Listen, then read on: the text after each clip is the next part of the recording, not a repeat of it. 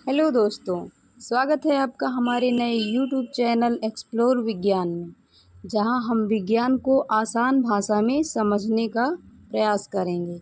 अगर आप एक छात्र हैं या फिर प्रतियोगी परीक्षा की तैयारी कर रहे हैं या विज्ञान में दिलचस्पी रखते हैं, तो यह चैनल आपके लिए बहुत ही उपयोगी होगा। आज से हम एक नई सीरीज शुरू करने जा रहे हैं, जिसका नाम है विज्ञान की बुनियाद। इस सीरीज़ को शुरू करने से पहले मैं आपके साथ कुछ बातें शेयर करना चाहूँगी। इस चैनल को खोलने का उद्देश्य मेरा यही था कि मैं विज्ञान के किसी भी टॉपिक में उसको आप लोगों को इस प्रकार समझा सकूं, ताकि आप उसको रटने की बजाय उसे अच्छे तरीके से समझ लें और अच्छे तरीके से उसके बारे में जानकारी हासिल कर लें, ताकि आपको वो सब्जेक्ट या फिर वो टॉपिक समझने में आसानी हो और उस सब्जेक्ट के प्रति आपकी दिलचस्पी बढ़े, ना कि बोरिंग लगे। तो चलिए इसी के साथ हम अपने चैनल के नए टॉपिक की शुरुआत करते हैं। तो आज का हमारा टॉपिक रहेगा सेल। सबसे पहले हम इसका परिचय देखेंगे।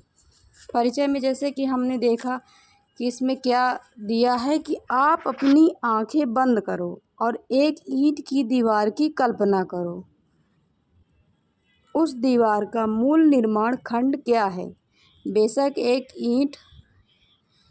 ईंट की दीवार की तरह आपका शरीर भी मूल निर्माण खंडों से बना है और आपके शरीर के निर्माण खंड कोशिकाएं हैं। अर्थात इस लाइन में समझने वाली बात यह है कि कोशिका क्या होती है, समझने के लिए हम ईंट का उपयोग करेंगे।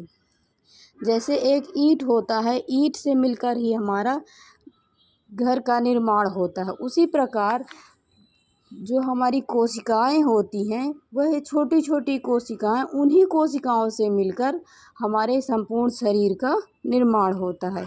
तो हम इसको ईंट के परिभाषा से देख सकते हैं। ईंट की परिभाषा दे करके हम समझ सकते हैं कि जैसे ईंट से मिल करके एक एक ईंट को मिला करके हमारा घर बनता है, उसी प्रकार से एक एक कोशिकाओं को मिलाकर ऊतक से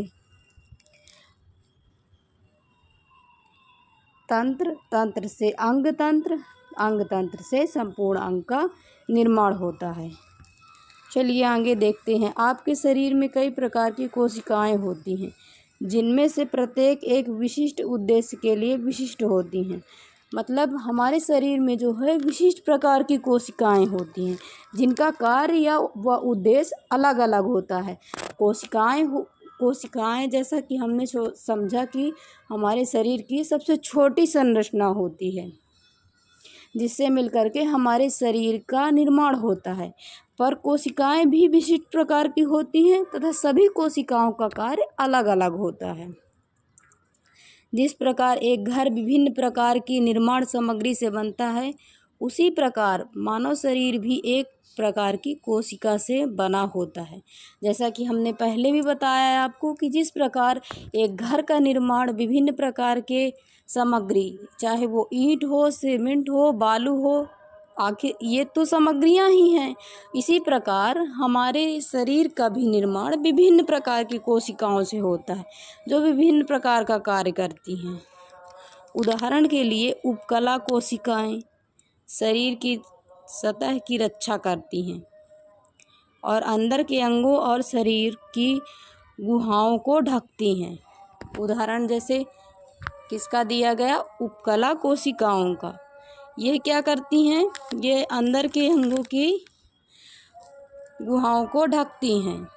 और दूसरा उदाहरण किसका है?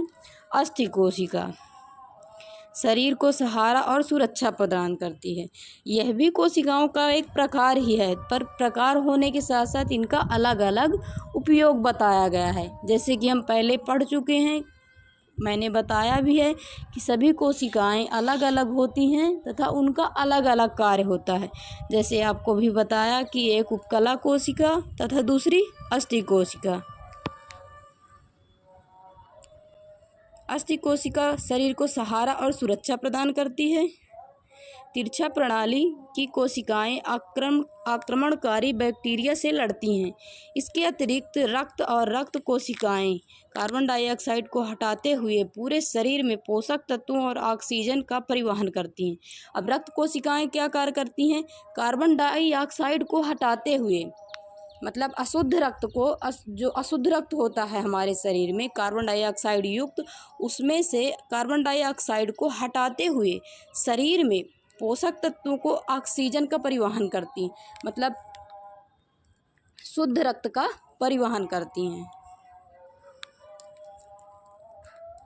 इनमें से प्रत्येक कोशिका प्रकार शरीर की वृद्धि, विकास और दैनिक रखरखाव में महत्वपूर्ण भूमिका निभाती।